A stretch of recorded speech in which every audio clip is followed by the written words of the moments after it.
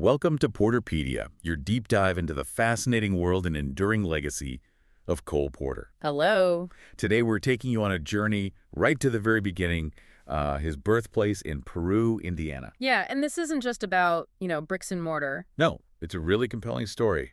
Early promise, then this dramatic decline into ruin, and then, well, a truly remarkable community-powered revival. It really is. We've been digging into our source. It's this detailed account of the historic home's incredible transformation, and we're ready to unpack it all for you. And what's so fascinating here, I think, is how the story of this, pretty modest corner house. Right, where it all started for him. Exactly, where Cole Porter basically took his first bow. It mirrors the whole narrative of preservation itself. How so?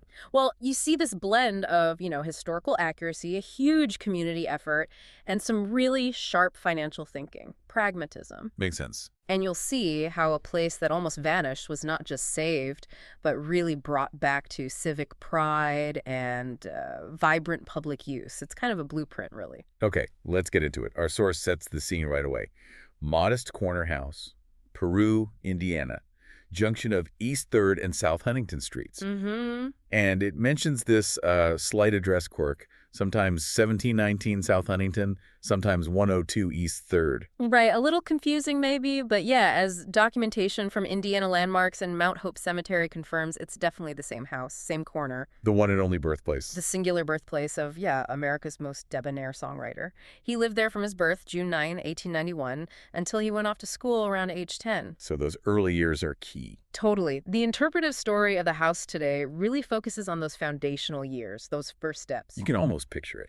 You really can. Imagine young Cole, his doting mother, as the source says, arranging music lessons in the parlor. Maybe composing the bobolink waltz right there. Possibly. It was that kind of environment, a parlor culture that encouraged performance, where that ear for, sly rhyme and sparkling melody first started to develop. Our source really emphasizes how crucial that was. Absolutely. That early environment was key for cultivating his talent. And the house itself, architecturally, it has a story too, right?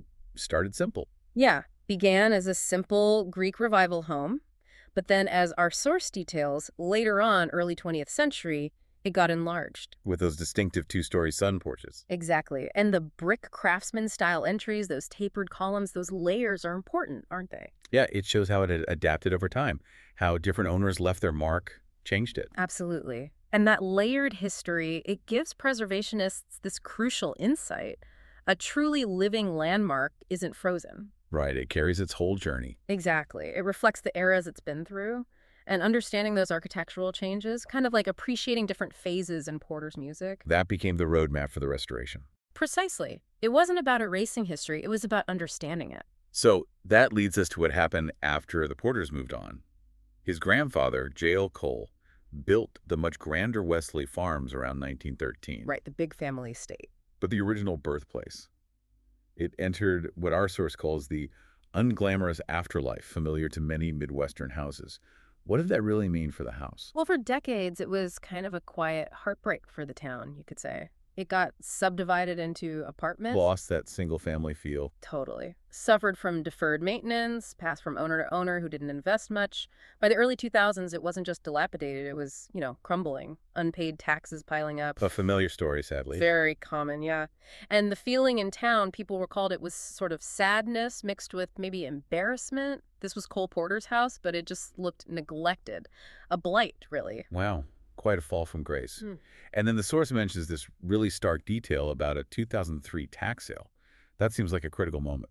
Oh, it was the absolute low point because the property actually straddled two parcels. Oh, way. Yeah. So at the tax sale, two different buyers ended up with the two halves. Of the same house. Of the same house. Can you even imagine? Separate ownership. And then, to make it worse... There was more. Yeah. The Associated Press reported, and Playbill picked it up, that one of the apartments had housed a meth lab just 2 years before that sale. Oh, my goodness. That grim detail just became instant shorthand for how far the house had fallen. Locals, like the former mayor Jim Walker, they're blunt about it. His phrase, from meth lab to magic, you see that in community histories. Wow. Meth lab to magic. It perfectly captures the fall, and importantly, how far it needed to climb back. It really became this symbolic low point that spurred people to action. Okay, so how do you come back from that? Meth lab to magic sounds almost like a fairy tale. Did it nearly fail? Were there big hurdles? Well, the answer, as our source lays it out, it's this really inspiring story of community action, collective effort. In 2004, Peru's Ole Olson Memorial Theater Group, Named for a vaudeville star. yeah, local hero, they stepped in, they acquired the house out of that whole tax mess. They saw the potential, even in its terrible state. And their plan was ambitious. Incredibly ambitious and definitely full of hurdles. Stabilize it, restore it, reopen it as this hybrid museum and small inn. Ah, the in part is key. Crucial. The goal was financial self-sufficiency, not being a drain. And yeah, the hurdles were constant. The sheer scale of the decay, finding hidden damage, coordinating volunteers. Every time they peeled back a layer, another problem. And the actual work sounds massive. What did they have to tackle? Those unromantic but essential guts? Oh, it was a total overhaul. Decades of neglect to undo. Our source lists foundation repairs, completely rebuilding all 4 porches. Wow, 4 porches. Yeah. New wiring, updated plumbing, modern HVAC, new windows, siding, the works.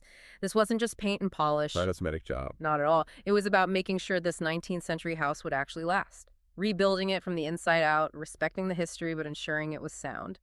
And paying for it all. How did that work? Donations, loans? Right. Private donations, a preservation loan from Indiana Landmarks, and a huge amount of sweat equity. Sweat equity.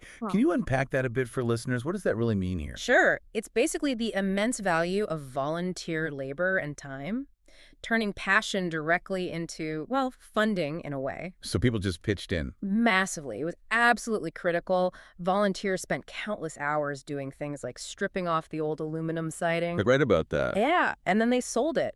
A really thrifty, almost theatrical move, like peeling off a bad costume to pay for the right one. That's amazing. That hands-on work wasn't just about money. It really cemented the community's investment, emotionally and practically. Sometimes elbow grease is the most valuable currency. So fast forward to 2007, the lights are back on. Big dedication ceremony, June 8th. Huge event. Several hundred people there. Mayor Walker making that quip about meth lab to magic. A real moment of celebration. And the concept was pragmatic. The Cole Porter Inn. Period suites, but also a museum. Right. The insight was, look, if this place is a going concern, it can fund its own memory, ensure its own survival. That dual purpose seems really smart. It is. It's not just a static museum, which often struggle financially, right? As an inn, it generates revenue, covers costs, and gives visitors this unique, immersive way to connect. It pays for its own upkeep. Essentially, yeah. A great model for other historic homes. Okay, and then there's this really cool part for Porter fans.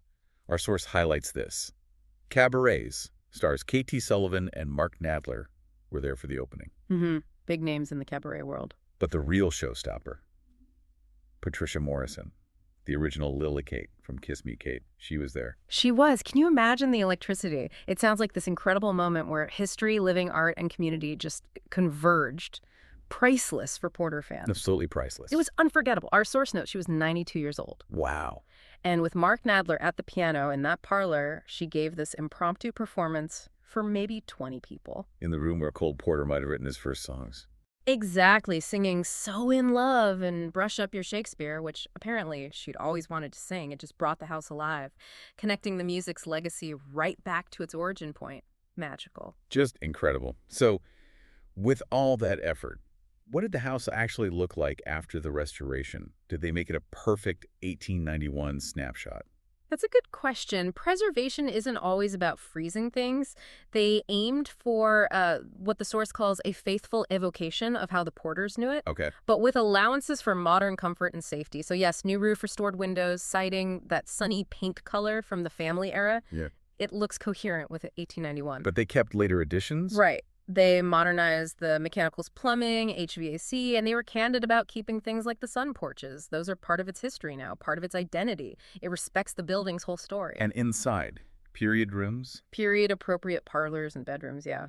And this really nice touch, Kate's parlor, nodding to his mother's influence. It was so important early on. Hugely important. And our source notes, these rooms help you imagine young Cole at the piano, but without making it feel like a stuffy museum. It feels lived in, approachable. Like a place where talent could actually blossom. Exactly.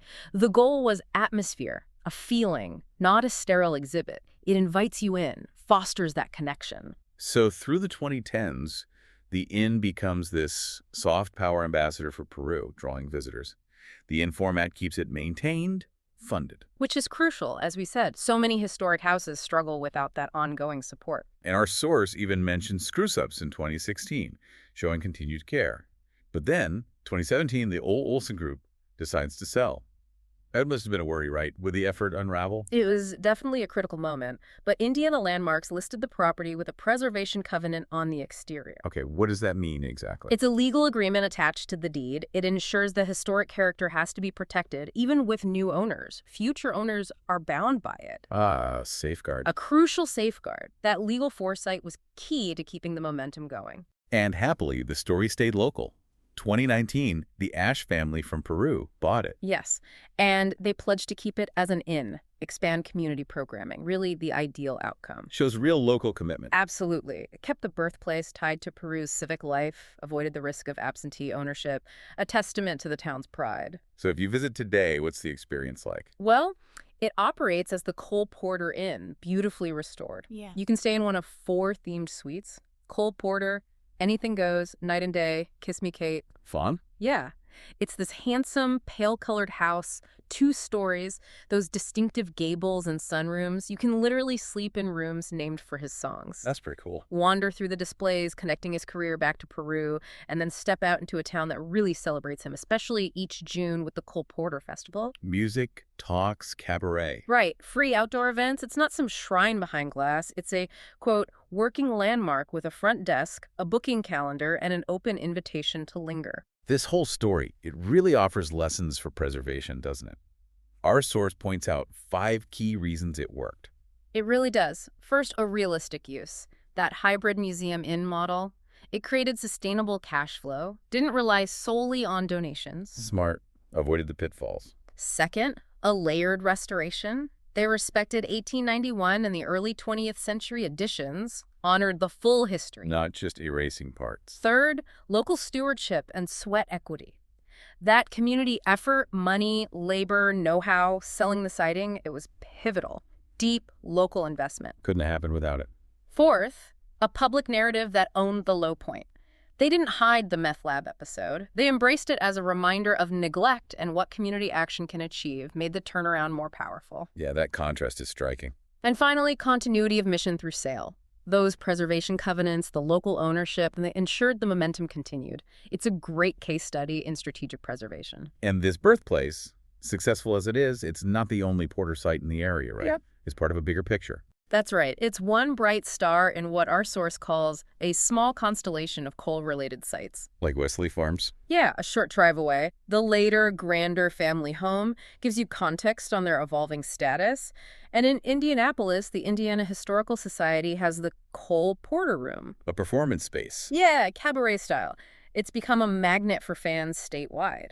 Together with Peru's annual festival, these places keep Porter firmly rooted in Hoosier culture. Kind of answers that old complaint that his sophisticated style had nothing to do with Indiana. Exactly. It celebrates his whole journey from Peru outwards. So what's the big takeaway for you, the listener? This isn't just about a building. It feels bigger than that. It really is. It's about the power of place, community resilience, the ability to reclaim a legacy that seemed lost. If you stand on that corner today, Our source says you can read the building like a score. The Greek Revival bones, the porches like syncopated beats, the bright paint, trim windows. It's a house that fell terribly off key, right? subdivided, taxed out, rated, sold in halves. But now, thanks to this amazing chorus of community effort, it sings again.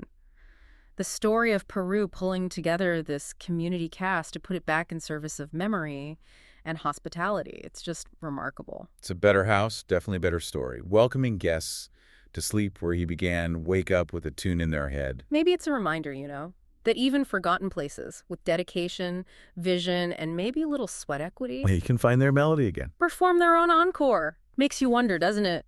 What historic landmarks in your own community might just be waiting for their transformation?